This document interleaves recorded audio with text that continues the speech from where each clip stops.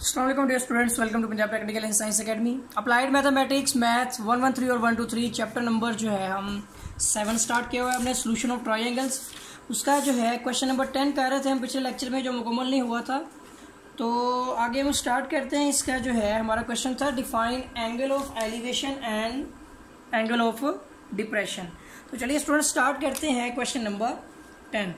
इसमें हमारे पास जो है एक तरफ हम बात करेंगे एंगल ऑफ एलिवेशन की, ठीक है, और दूसरा बात करेंगे हम एंगल ऑफ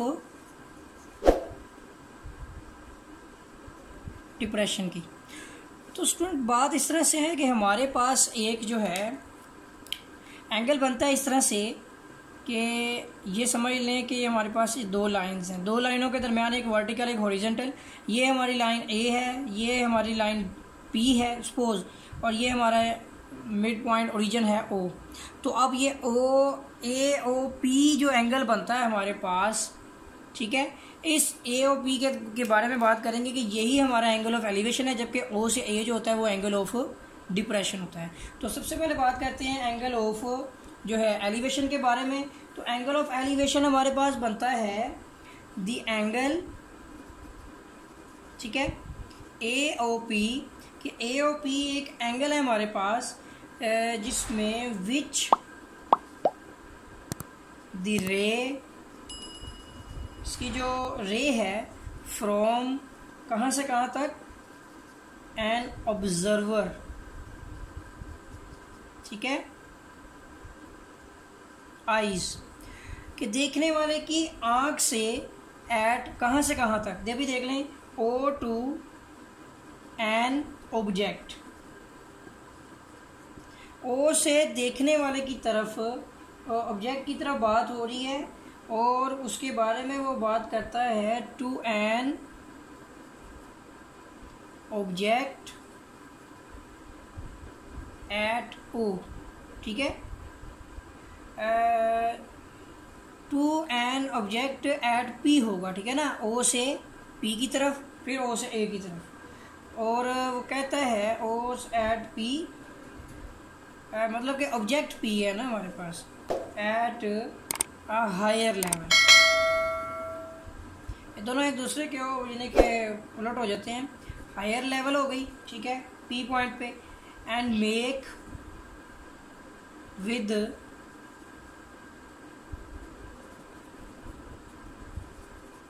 हॉरिजॉन्टल लाइन या हॉरिजॉन्टल रे ओ ए। ओ ए से जो है, या आप समझ लें कि ये पी है तो ये ए है, तो यानी इस तरह कर लें, तो ए ओ पी एक एंगल बनेगा। तो इस तरह से ओ एक हॉरिजॉन्टल लाइन है जिससे देखने वाले की तरफ होगा, तो ये हमारे पास जो एक आंख से देखा जाने वाला जो एंगल बनता है उसे एंगल ऑफ एलिवेशन कहते हैं। तो ओ ए थ्रू, ठीक है, जो है ओ, तो इज कॉल्ड जो हमारा है एंगल ऑफ एलिवेशन। जबकि एंगल ऑफ डिप्रेशन हमारे पास होता है the angle A O P which the ray, दोनों में आप थोड़ा सा देखते जाएं फर्क कहाँ पे नजर आएगा आपको। फ्रॉम एन, ठीक है, ऑब्जर्वर होगा, देखने वाला जो है, ऑब्जर्वर्स आइज, ठीक है, एट उसी तरह से O to an object P, ठीक है, एट, इसमें हायर था, इसमें हो जाएगा एट लोअर, ठीक है, लोअर लेवल। देखा आपने कि फ़र्क क्या आया इसमें, विच दी, उसी तरह से मेक विद द हॉरिजॉन्टल रे, मेक विद द हॉरिजॉन्टल रे, उसी तरह से विच दी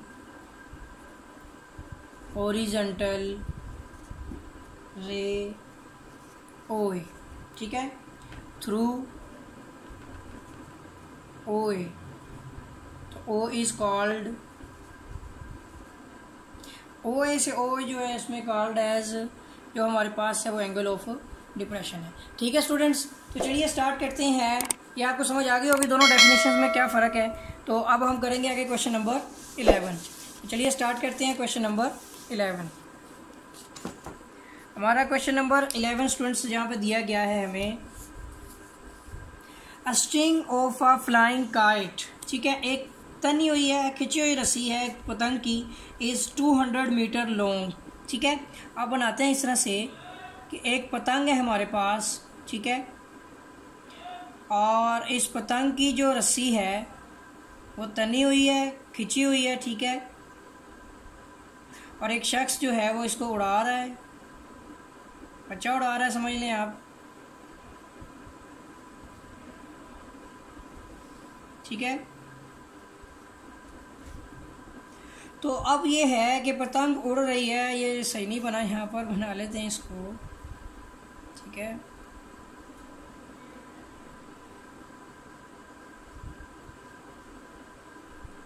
ठीक है, तो अभी आगे चलते हैं, नेक्स्ट देखते हैं इसमें कि ये हमारे पास क्या बताया गया है कि a string of a flying kite is 200 metre long and its angle of elevation is 60 degree, find the height of the kite above the ground, ठीक है, taking the string to be fully stressed, मुकम्मल तौर पर खिंची हुई, ठीक है।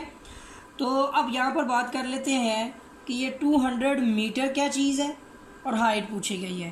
तो देखिए स्टूडेंट, हमें दिया गया है यहाँ पर कि हमने देखना है कि एंगल ऑफ एलिवेशन के मुताबिक, ठीक है, ये हमारी रस्सी जो है वो ग्राउंड से कितनी ऊपर है।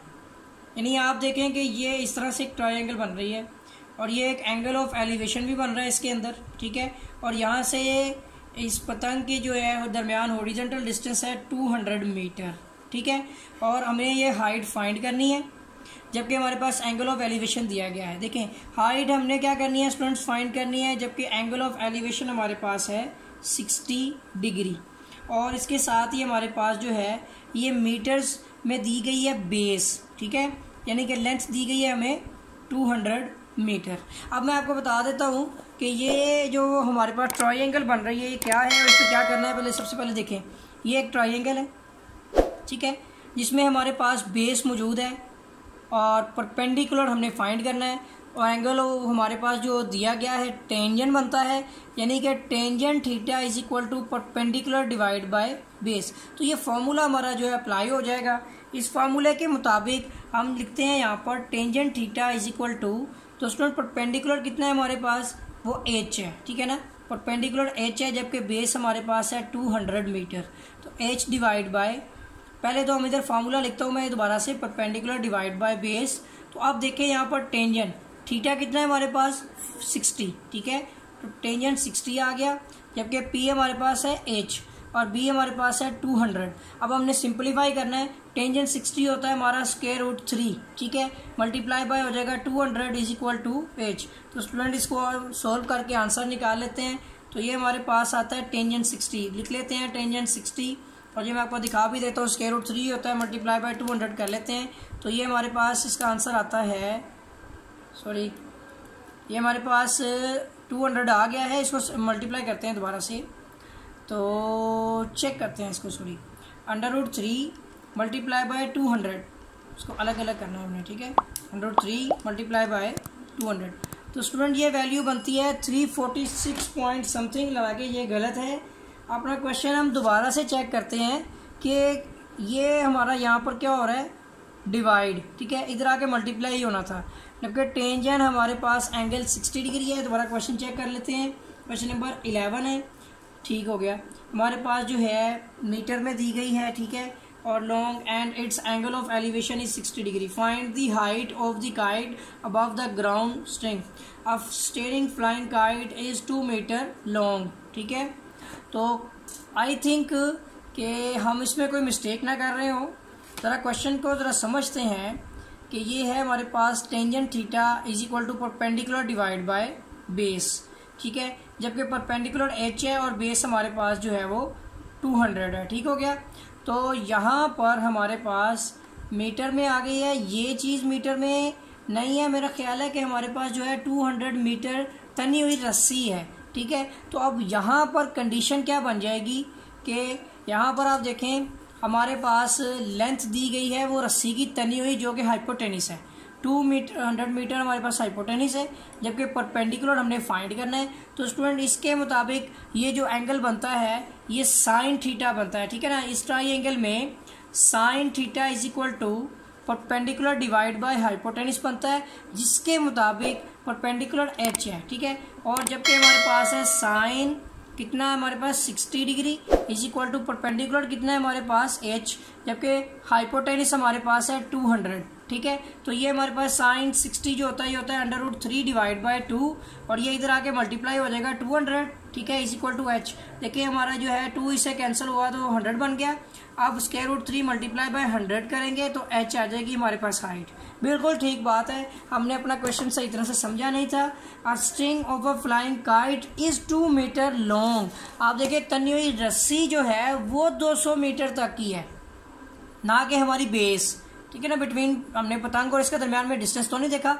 अब यह है कि हमारे पास खिंची हुई रस्सी है 200 मीटर तनी हुई है, पतंग जो उड़ रही है, ठीक है। और इसके साथ ही हमने इसकी ग्राउंड तक जो है ना हमने हाइट देखनी है कितनी उड़ी हुई है, हालांकि हमें एंगल ऑफ एलिवेशन भी दिया गया है जो कि 60 डिग्री है। अब इसको स्टूडेंट मल्टीप्लाई करते हैं तो हमारा आता है साइन, ठीक है, 60 डिग्री हमने निकालना है साइन 60 डिग्री, और इसको हमने मल्टीप्लाई करना है 200 से। तो स्टूडेंट देखिए हमारे पास बनता है 173.2, ठीक है, मीटर। तो अब इसका आंसर देख लेते हैं। तो देखिए 173.2 मीटर हमारे पास से 11 क्वेश्चन का आंसर आ गया है, और उम्मीद है कि आपको ये क्वेश्चन समझ आ गया होगा। चलिए क्वेश्चन इसका जो है नेक्स्ट क्वेश्चन करते हैं, और अभी जरा क्वेश्चन को जो है तवज्जो के साथ करेंगे। Question number 12। क्वेश्चन 12 हमारे पास दिया गया कि a minar stand on the horizontal ground, a man on the ground.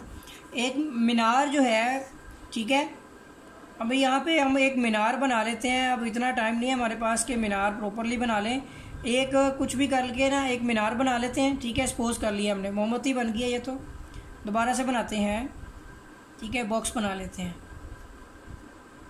Happy birthday cake बना लिया, ठीक है। ये सपोज समझ लिया कि हमने ये एक मीनार बना हुआ है, ठीक है। स्टूडेंट इसके पास ही एक आदमी भी खड़ा है, ठीक है। तो मीनार बड़ा होगा और आदमी छोटा होगा, ठीक है। तो अब हमने देखना है कि ये मीनार और आदमी के दरमियान में इसमें बताया गया है जी हमें कि on the horizontal ground a man a ground 100 metre from the minar. एक आदमी जो है वो मीनार से 100 मीटर के फासले पर खड़ा है, ठीक है। इसके साथ ही कहता है find the angle of the elevation of the top of the minar. मीनार के टॉप से उसका जो एंगल ऑफ एलिवेशन है वो दिया गया है हमें थीटा 60 डिग्री, ठीक है। फाइंड द हाइट, हमने हाइट देखनी है कि एक आदमी खड़ा है, मीनार सामने है, आदमी मीनार की तरफ देख रहा है, उसके टॉप की तरफ देख रहा है। हमने हमारा और जो है आदमी का और मीनार का जो है फासला 100 मीटर है, जबकि उसकी एंगल ऑफ एलिवेशन से हमने चेक करना है कि ये हमारे मीनार की जो हाइट है वो कितनी है, ठीक है। हाइट हमने मीनार की फाइंड करनी है, जबकि इनके दोनों के दरमियान फासला जो है वो 100 मीटर का है। तो स्टूडेंट्स यहाँ पर जो ट्रायंगल बनती है हमारी, इसमें जो ट्रायंगल यूज़ होगी, देखिए इसके मुताबिक हमारे पास एक तो एंगल ऑफ एलिवेशन है, ठीक है। इसके साथ इसके अलावा हमारे पास इसके अंदर हमने परपेंडिकुलर फाइंड करना है, जबकि हमें बेस दी गई है, ठीक है। तो ये फॉर्मूला होता है टेंजेंट थीटा, ठीक है, is equal to perpendicular divide by base. अब इसके मुताबिक देखें हमारे पास जो है एंगल टेंजेंट कितना आ गया 60 डिग्री, ठीक है, इज इक्वल टू परपेंडिकुलर कितने हमारे पास वो एच है, ठीक है, डिवाइड बाय लेंथ कितनी है जो कि बेस है हमारे पास 100, और ये परपेंडिकुलर हमारा एच है, तो ये आ जाएगा 100। तो स्टूडेंट ये होता है √3 multiply by 100 is equal to H. तो एच इज इक्वल टू, तो इसको हमने सोल्व किया था, यही आंसर हमारा बन जाएगा 173.2 मीटर। तो ये हमारा जो है वो क्वेश्चन सोल्व हो गया। चलिए स्टूडेंट्स क्वेश्चन नंबर 13 करते हैं। वो भी इसी तरह से एक स्टेटमेंटली क्वेश्चन है, एक स्टेटमेंट दिया गया है हमें क्वेश्चन नंबर जो है हमारा 13। उसमें हमें क्वेश्चन दिया गया था shadow of a Qutub Minar.